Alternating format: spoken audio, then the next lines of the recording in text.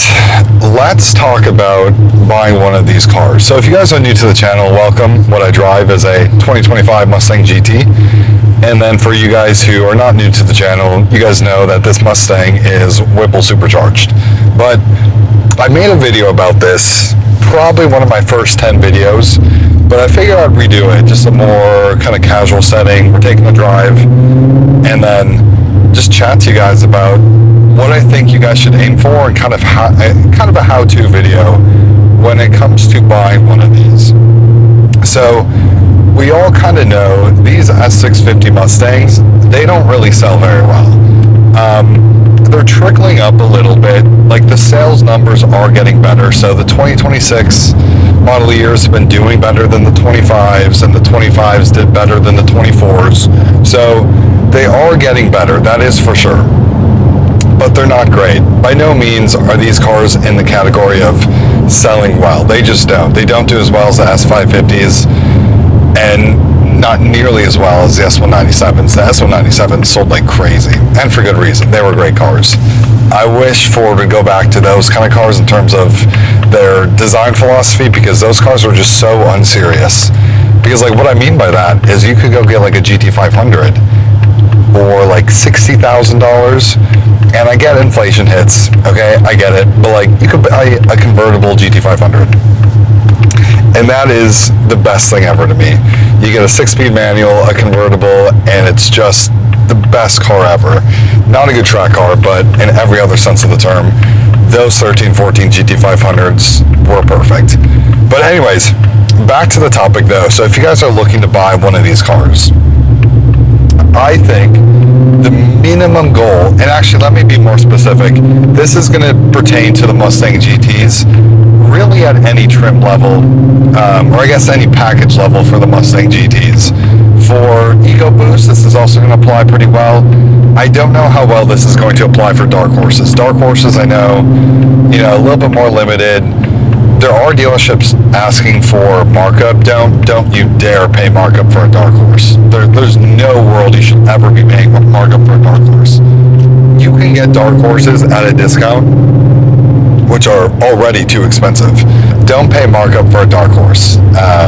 You absolutely don't have to. Shop around, you'll find somebody who will do bare minimum MSRP, but really I think you could do better. But okay, so for the Mustang GT guys, for those of you guys who are looking for any package level, whether that's the performance pack, the 401A, whatever it is, Mustang GT guys looking to buy a brand new car for a 2026 model year, I think minimum discount you guys should be aiming for is 10% off. Okay, now you're gonna have to open up your search radius. Now, you don't have to go like cross country, that's for sure, but these Mustang GTs are plentiful when it comes to finding them. Open up your search radius a little bit, be willing to drive a few hours, and 10% off is a very doable number. Now, I think you guys can do even a little bit better than that. That's why I'm saying 10% is kind of like bare minimum. But honestly, I think you guys should really shoot for like 12 or 13% off. That's about where I got with my car. So my car MSRP'd for $62,000, and I got about, it was like $7,500, so a little bit over 10% off. But really, I think you guys can do better than 10%. But 10% is like our baseline here.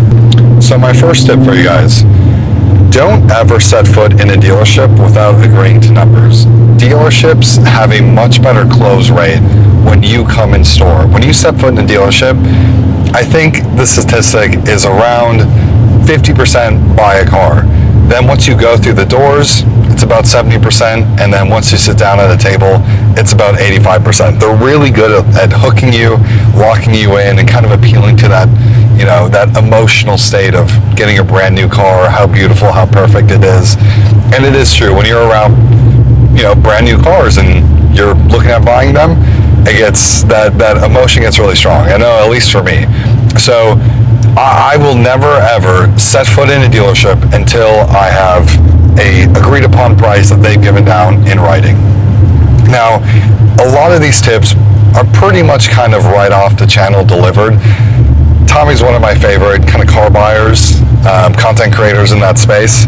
He gives great tips. So this is essentially what I'm pulling from, but it's also the tips I use when I bought my 25 Mustang GT.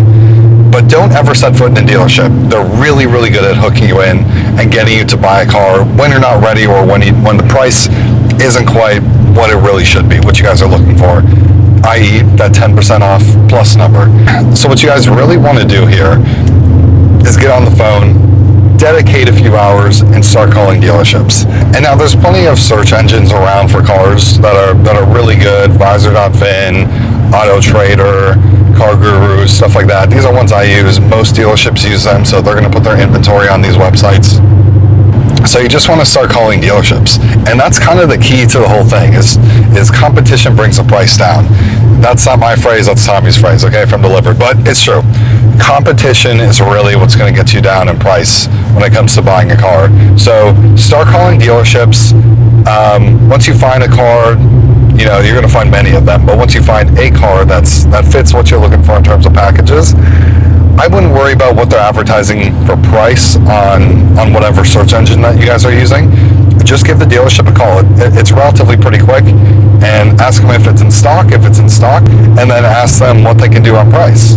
So like I said, giving them a super clear offer is going to motivate them a little bit better to really try to push for that number. So for example, you call a dealership, you say, hey, I have a car in mind. I see that you guys have it on your website. The stock number is the one that I want. If you guys can do 13% off, car is sold, done deal. I'm coming in to buy it. And usually all the car salesmen, they like bringing a solid offer to their manager. They really don't love when they get like, hey, what's your best price? It's a super open-ended thing. It doesn't show like true seriousness when it comes to buying. Plus you're on the phone, so you're kind of like a second place lead in terms of somebody who's in front of them in the showroom at their desk.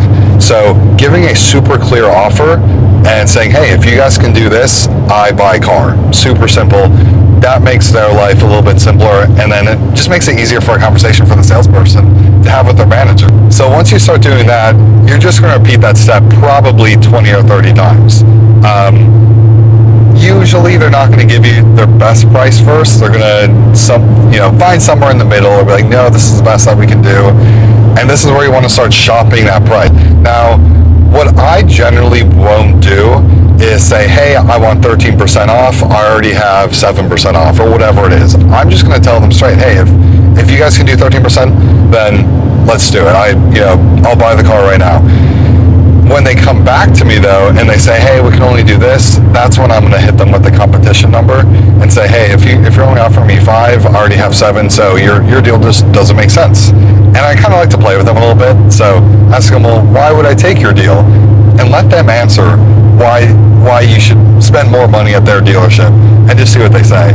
Obviously, you're never going to get a quality answer. You're going to get like, well, we have the best service. Well, every dealership is going to tell you guys have the best, like they have the best service. That's literally every single dealership. Because dealerships don't really provide a whole lot of value these days. They provide a whole lot of profit for themselves. They provide a whole lot of add-ons and markup and warranties and games. But really, these days, they don't provide a whole lot of value. So I don't mind asking them funny questions to kind of like hurt their heads a little bit. And yeah, that's one of the questions I ask them. Like, okay, well, why would I take your deal? That doesn't make any sense to me. And I just see what they say. And usually that's when they're going to go back to their manager. You're going to do the whole back and forth with them.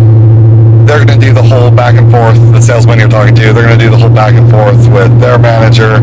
But essentially, that's just kind of the process. Start calling dealerships, giving them a very clear, concise offer. Hey, if you can do this, I'm going to buy the car. And there's a lot of things you're going to run into. The biggest one you're probably going to run into is they're going to say they don't want to do negotiations over the phone or whatever. They're going to want you in store, presence and power. Your presence is your loudest argument. Yeah, all that blabber. Like all that nonsense. Don't buy it. That's just them trying to get you in store because they know they have a better close rate when you're there in person. Now, you're going to get to the BDC people first, generally when you answer the phone. or generally when a dealership answers the phone, when you call them, it's going to be BDC. These people's jobs are to get you in the store. It is not to sell you a car, it is to get you in the store. So they're going to do anything and everything. A lot of it is script based, but they're really going to try to get you to set an appointment to come in. Don't ever do it, okay? Like, at all costs, don't ever walk into a store without having agreed upon numbers. Just say, hey, if you guys can't do numbers over the phone, I totally get it. I'm just going to call a dealership and buy from one that will. And they're usually going to move. They're usually going to do that. They're probably not going to throw away what could be a super easy sale for their stupid rules of not doing negotiations over the phone. Some dealerships are pretty hard-lined on that. And I really wouldn't worry about it too much, but, you know, if they are, you know, have a nice day, call the next dealership. So that's really the process, guys. I know it's relatively simple to describe, but once you kind of get into it, you know, it's a lot of back and forth, and it gets pretty annoying, especially if you're going for a super aggressive number like 13%. That is a very, very aggressive number for a Mustang GT. Now I've seen deals out there. People are getting them. Now they're kind of far and few between, and I'm sure they did a lot of phone calls and a lot of work to get there, a lot of price shopping, a lot of back and forth, but they're there to be had on these Mustang GTs. Now, something to note, a general trend that I kind of found when I was shopping for my car is the higher the trim level. I keep saying trim. The trim is a Mustang GT. Well, I guess there's a GT Premium as well. I should say package. The higher the package level, the harder the discount is going to be to achieve. And by harder, I just mean probably more phone calls, probably more time it's going to take. Now, the lower level ones, the non-401As, the non-premiums, the non-performance pack ones, these ones, they're going to get aggressive on the numbers a little bit quicker, the dealership is. So just keep in mind, if you guys are going for a higher package level Mustang GT, it may take a little bit more time, but the deals are all the same. Specifically on the Mustang GTs, 13% is absolutely doable. Again, browse the forums a little bit, browse the Facebook pages on these cars. People are getting them. Now, there are a lot of people who just kind of walk in, pay MSRP, and, you know, go on their merry way. I wouldn't want to do that. If I can save $7,000, $8,000 on a car, then I'm going to absolutely do everything I can to go for it. So that's what I would recommend for you guys on how to get the best deal you can on a Mustang GT. Pretty easy. Don't set foot in the dealership until you have agreed upon numbers. Open up your search radius a little bit. Be willing to drive a few hours. There's a lot of these cars out there sitting on the lots. Just, you know, be willing to take a little bit of a drive. Plus a road trip can be fun. I know logistically it gets a little bit more complicated, but, you know, it's always doable. And then two is price shop. Call around.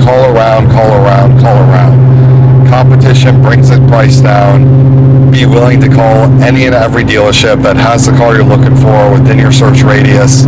And once you start leveraging those numbers against other dealerships, they're going to start moving. Dealerships are not going to want to, you know, especially if you're close, they're not going to want to forego a car sale if some other dealership's beating them in price. Sometimes they will, but sometimes they won't. So leverage those numbers. And now one more thing to mention on this topic is I'm sure there's a lot of people who might say, or who are watching the video or whatever, that, you know, why would a dealership lose money on a car? I'm taking this from Tommy at Delivered here a little bit, but what dealerships buy a car for is not really any of your concern, okay? That's not something you should care about. A good deal on a car is market value, and it's what the car is selling for, okay? So if people are getting, you know, 11, 12, 13% off these Mustang GTs, they're showing you that is what the market value of this car is. That is what people are buying them for, and that is what dealerships are willing to sell them for. And if they're losing money, that's not your concern, okay? There's 8 million reasons why a dealership is willing to lose money on a car. That's not something that we have to care about, okay? You know, like if someone is, you know, if you're buying a used car and the car's worth $10,000 and the seller's, you know, says, well, I have $20,000 into it. I get it, you know, I feel a little bad, but that's not really my concern. I'm not gonna overspend or overpay for a car just because you did. And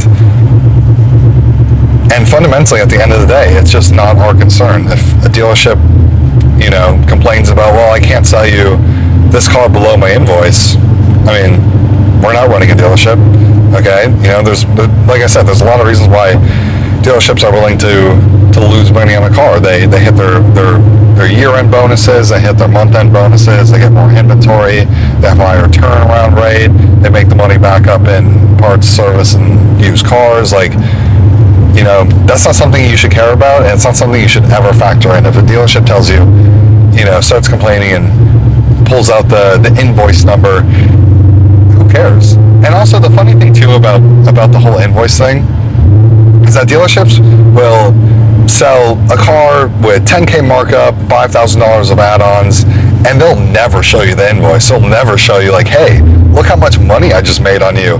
But when they start losing money, that's when they will, you know, pull the crybaby games, pull out the invoice and say, no, I can't, see, I'm not making any money. Well, that's not your problem, okay? You're trying to buy a car for a good deal at market value, which, like I said, 11, 12, 13% off, people are doing it on these cars. So, you guys, I hope this helps. I know a relatively kind of quick and simple video, but I wanted to get this out there for you guys who may be shopping for a new 2026 Mustang GT.